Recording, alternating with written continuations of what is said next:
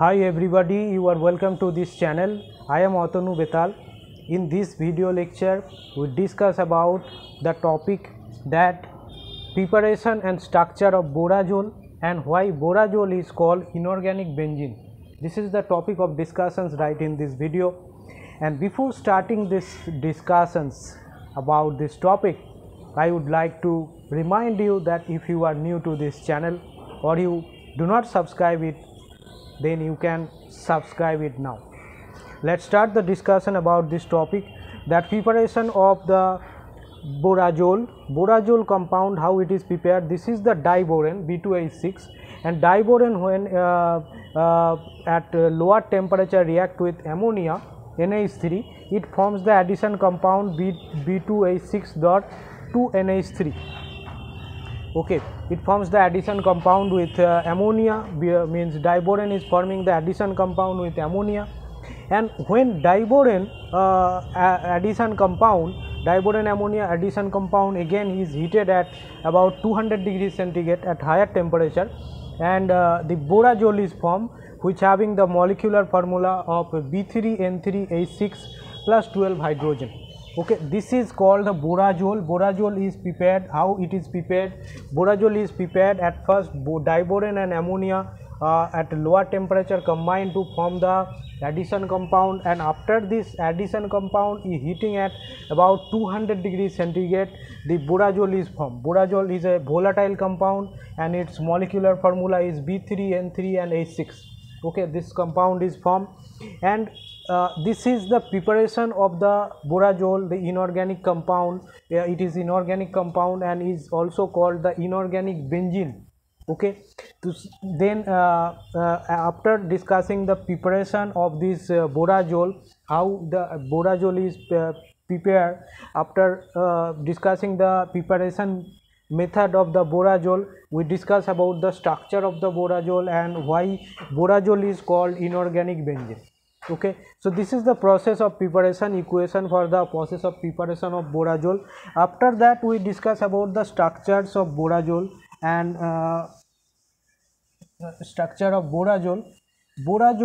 Having the structure, I am drawing a structure here for the borazole. This is the structure of borazole. We again draw this structure to understand it clearly. We should write a big structure for it. This nitrogen, boron, nitrogen,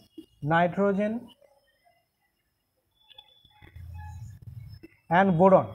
Okay, for the structure of borazole, at first give one covalent bond to each cases B3N3H6, and after that give a coordinate bond to nitrogen to boron, this one, and each nitrogen and boron having one hydrogen atom.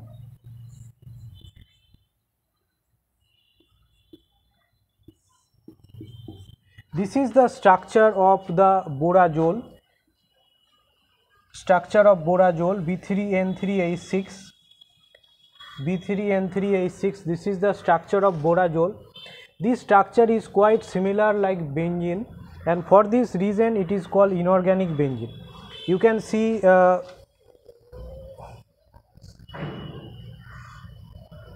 am missing here the structure of benzene. If we draw the structure of benzene inside, then you can find it,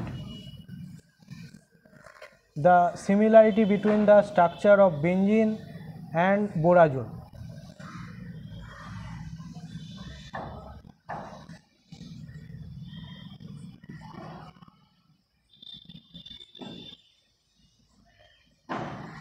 So this is the structure of benzene, where 3 double bonds present in the ring, and in this case also the same 3 double bonds are present in the ring and ring like structure. And for this reason, the structural similarity between the borazole and benzene having similar in structure like borazole, so therefore the borazole is called inorganic benzene. This is borazole. borazole and this is benzene. This is benzene and this is borazole. So borazole having the similar structures like benzene, hexagonal ring, 3 double bonds present, but the atoms are different here. So for this reason this is called inorganic benzene. Borazole is called inorganic benzene because of the structural similarities with the benzene. The borazole is called the inorganic benzene. So this is the topic of discussions, the borazole and the why borazole is called inorganic benzene and the preparation of borazole. I think you understand this topic, understand these discussions regarding the borazole and structure of borazole. And if you have any question regarding these discussions, then you can ask in the comment section below. I would answer your comment. And if you want to watch more videos from this channel, then watch videos from the playlist. I made separate playlists for each chapter, and from there you can find easily the different types of videos, so you can watch that. And always give a feedback for my videos, for video lectures, that you are what are the problems facing during the watching the video lectures, or what I need to make correction.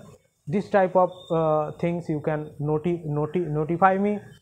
Thank you for watching these discussions, and if you find this video is useful, then you can like this video, and if you find that this channel is giving you some education, and then you can subscribe this channel.